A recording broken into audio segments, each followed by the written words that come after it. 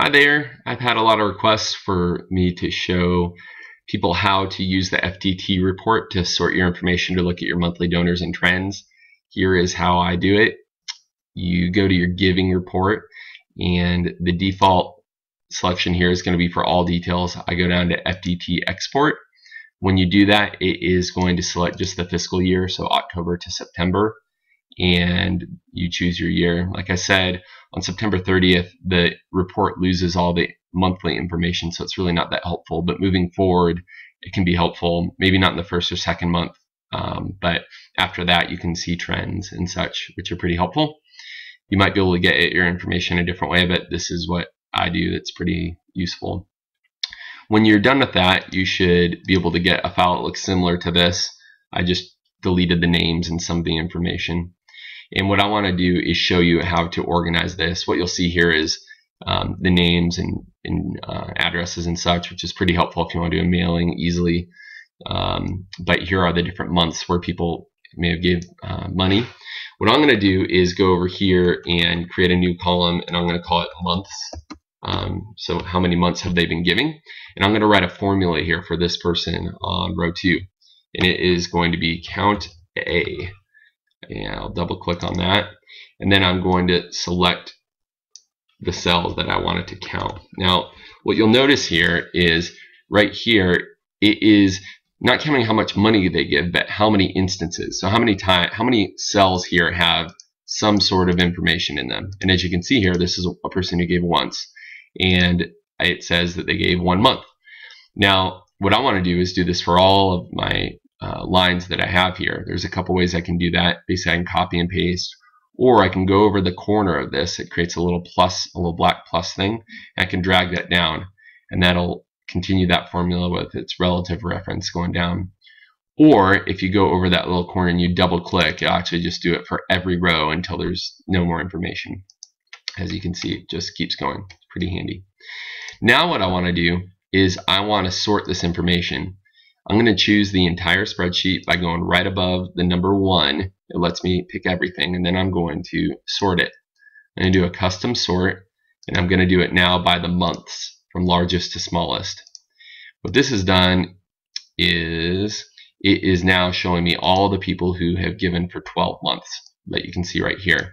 So those are monthly donors. Now, I did this on September 30th, the last day of the month for the fiscal year. It looks like some donations had not hit yet, at least service center wise. So I might just, type those in and assume that they came in, or maybe I wouldn't, but just for the sake of right now, I'll do this. And what you can see is actually the formula over there is updating. So I don't know about these because these are 2 months, but you can see here, if I then just highlight all of these, I can do a couple of things. One is I can see how many rows I have here. There I have 29 rows. So I have 29 monthly donors, it looks like. And another thing you can do down here where it says count, I have 29 monthly donors that look like, and now I've changed some of the information here, but it looks like the sum of those monthly donors are $1,775. That would tell me that it looks like if these are kind of the normal numbers that come in, I have $1,700 in monthly donors. What I think is more interesting is to see the people who didn't give maybe 11 or 12 months, kind of what you expect to be monthly donors, but where were there some changes? Now, if somebody gave once, we're going to have a whole bunch of those, and maybe even twice, just for different reasons. I'm pretty interested in those that gave maybe 3 to 9 months. What happened there? So I'm gonna look at all of these numbers right here. I'll bold those just so you can see them, and I'm going to look for some trends.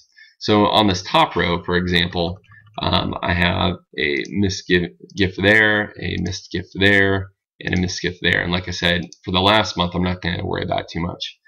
But, it looks like this person's pretty consistent in giving, but missed 2 months. The next person here looks like they are there, and then there. And so it looks like to me they want to give about $100 a month, but occasionally catch up. Now, what might be more interesting is something like this, a $40 a month giver that then missed 3 months in a row. It looks like they stopped giving their $40 a month.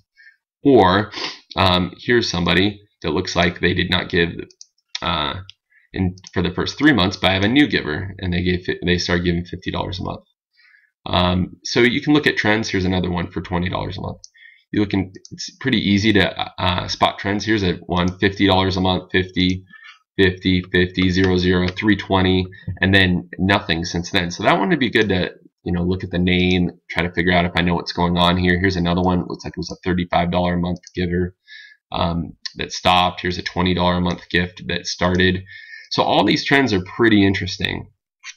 Another thing that I would do is with these 29 monthly donors is I would really work to get all their email addresses and be in contact with them, send them a postcard, maybe once or twice a year, a handwritten note, letting them know that they're the backbone of our giving, and take care of them kind of like that.